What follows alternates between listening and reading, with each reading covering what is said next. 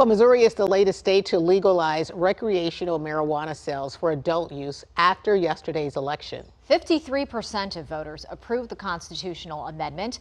It will go into effect early next month, making it legal for anyone 21 and older to purchase up to 3 ounces of dried, unprocessed marijuana per day. And now that recreational marijuana will be legal next month, what's next? Andrew Mullins, Executive Director of the Missouri Medical Cannabis Trade Association, is here now to explain. Thank you so much for being here. We appreciate it. Andrew, let's start the conversation talking about how fast you think dispensary licenses will be approved to start selling recreational marijuana in Missouri. So the fortunate thing for Missourians is we have a medical cannabis program that's been in operation for about a little over 2 years. And so the businesses have already been built out. They've been servicing the nearly 210,000 Missouri patients very successfully, compliantly, safely for the last couple of years. And so those businesses are ready and prepared to make the conversion to an adult use marketplace and continue to service the medical patients along with the new 21 plus adult use consumers. What do you think that transition is going to be like? Because now we're talking about the recreational aspect of it. How do you think that's going to go? Sure. So the first thing that will happen is December 7th, the Amendment 3 will go into effect, so that will become law.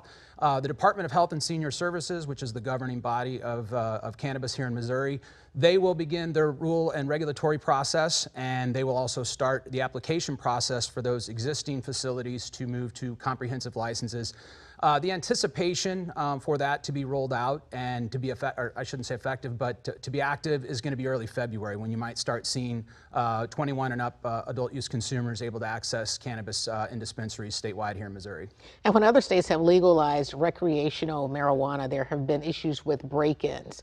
Is that a concern here? And if so, what's being done to remedy that issue? Well, we've actually had a few break-ins here in both the St. Louis area and the Kansas City area, and I believe as an industry we've taken really firm and active steps to prevent any type of, I guess you'd call soft targets within the cannabis industry. Obviously those break-ins have happened across many different retail industries and again, soft targets here in Missouri. But I think our industry's done a really good job of addressing the issues that have already happened, and we've seen those break-ins basically trickle down to nothing. And break down for us what you are allowed to possess, because I think there's some confusion from people about what you can and can't have on you.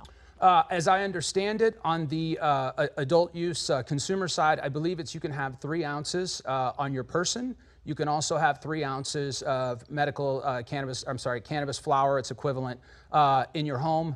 And I believe possibly another 3 ounces in an additional location, but separated. So I think another question that a lot of viewers are concerned about and they want an answer to is, can you smoke recreational pot in public?